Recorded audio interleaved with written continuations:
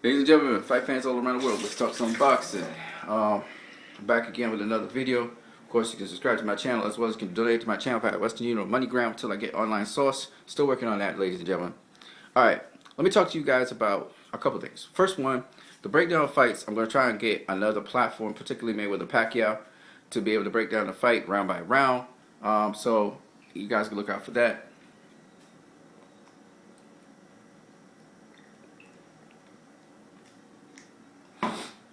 I got a couple other things I want to talk about in boxing, but let me talk about this. So I'm hearing, I listened to Andre Ward and Timothy Bradley talk about how pound for pound, Terence Crawford and Lomachenko, they are number one. Well, Terence Crawford particularly because he's undefeated. Undefeated don't have nothing to do with pound for pound number one, unless you're fighting stellar competition. So let me explain what I'm talking about. So a lot of times people talk about the pound for pound number one fighter in the world, and right now they're saying Terence Crawford or Lomachenko, and they say Terence above Lomachenko because Terence is undefeated. You got to look at who Lomachenko faced and who Terence Crawford faced. That's the first thing. All right, you can be undefeated, but you ain't faced no top tier guy. So for example, Terence Crawford at lightweight faced the top tier guys, right? At super lightweight, he faced some of the top tier guys, but they weren't strong. They weren't world champions for a very long time. Right? Terence Crawford had more experience at the championship level than those guys. Then, after he became undisputed, which is a great achievement, but against who? That's the question. After he became undisputed, he went up to welterweight, and up to this day, he hasn't fought a top 10 welterweight. All right? So, yes, he's undefeated, but has he been tested at welterweight so that he's still undefeated after he's tested? You get what I'm saying? That's where pound for pound comes in. So it's also who you face and then who you beat. Now, when you look at, say, for instance, Lomachenko, on the other hand, he has fought a number of top 10 guys. His most recent guy, Luke Campbell, was a top 10 guy. So Lomachenko, obviously, would be pound for pound higher than Terence Crawford. But then, you cannot put Lomachenko, Terence Crawford ahead of guys like Canelo, who have not only fought top-tier guys, but he has fought pound for pound number one fighters 3 times in his career. But this year, he fought a pound for pound number one fighter once, which was Gennady Golovkin. All right. Plus, he fought the number two middleweight in the world, which is Danny Jacobs. So you cannot, in any way, shape, or form, mess around with Canelo. Let Canelo goes up in weight and faces a guy at a high weight class, and before this year is out, may just face Sergey Kovalev. Who knows? Which would be, Sergey Kovalev is one of the top tier light heavyweights in the world. You cannot put Lomachenko and Terence Crawford ahead of Canelo. You just can't do it. As much as Lomachenko is doing some incredible things in that, in a very little experience or time in his pro career, he's doing these crazy things. You can't put him ahead of Canelo. Now that leads me to another point. Canelo Alvarez is one of the most underrated skill boxers in the world. If a Canelo Alvarez was the face of Vasily Lomachenko, I got Canelo. Canelo beats Vasily Lomachenko. I can tell you that now because I figured out Lomachenko. Right? Have I figured out Canelo yet? Not quite. I've kind of figured him out. I figured that you could outbox him. You could stay. But not really, because he closes the distance now on you. And so it's kind of a little bit difficult to beat Canelo. Okay? Floyd did beat Canelo. But that's because Floyd, one, does the same things like Canelo does. Okay? Canelo pretty much does the same kind of things that Floyd does. He just do it a little better. So that's why he beat Canelo. But as to say that you're just going to go out there and beat Canelo. No, it's a combination of different things you got to do, right? He's not really he is limited in the sense that he's not really an outboxer. Canelo don't really outbox people, right? So he doesn't stay on the outside and box you from the outside. He got to be mid-range. He's got to be on the inside. But he knows how to find mid-range. He knows how to find the inside. But outboxers have a very difficult time with him because he does get to the inside. He works his way to the inside. All right?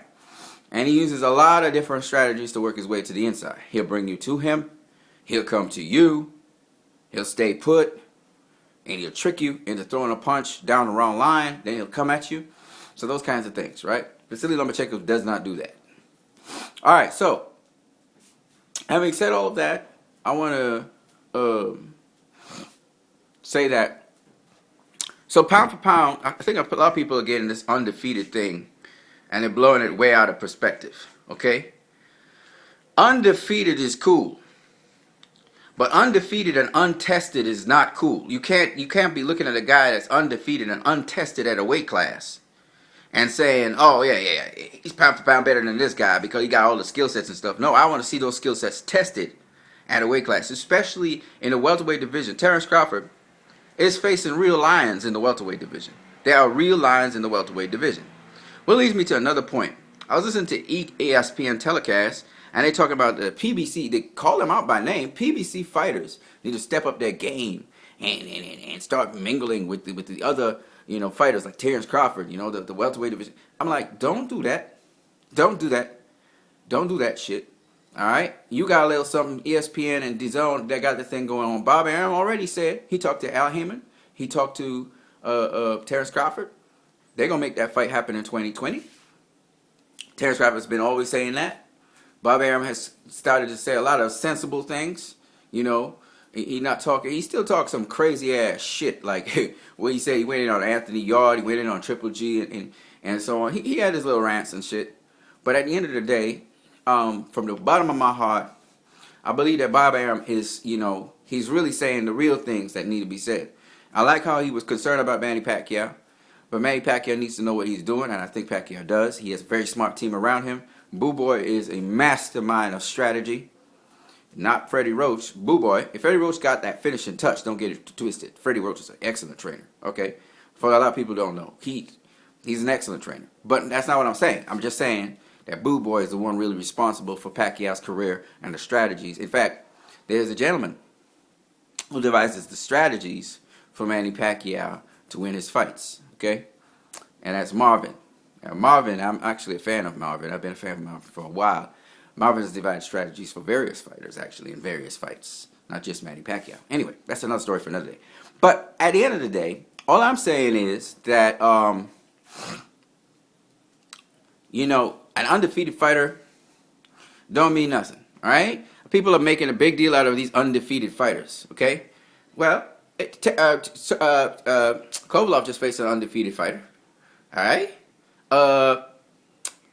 What's his name? Just faced an undefeated fighter. Gennady Golovkin just faced an undefeated fighter, and Steve Rawls.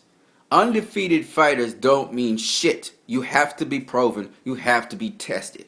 I tested undefeated fighter like Demetrius Andrade. I tested undefeated fighter like Jamal Charlo, who being two-time world champion. That's the fucking shit we talking about. Who's dangerous with power, has faced good competition. That's the undefeated fighters we need to talk about, okay?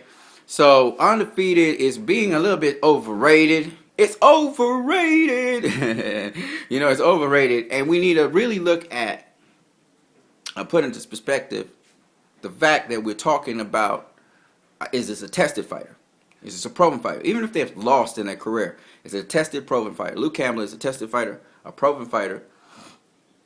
And Luke Campbell put up a very good fight against Lomachenko, let him off the hook a couple times, and paid the price for it. But, he is a tested, proven fighter, and that boy got dog in him. He got dog.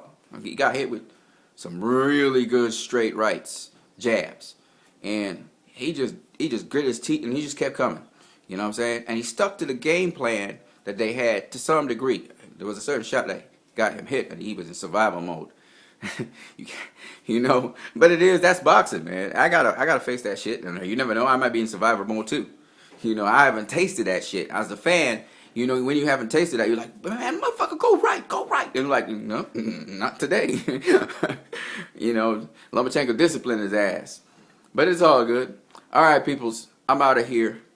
Catch you in the next video. So remember, the videos may be posted up somewhere else. I'll give you all the link to the videos, and what I'll do is I will make a comment on it so you guys can come back to the comment section of the video on YouTube that I commented on the video. Okay?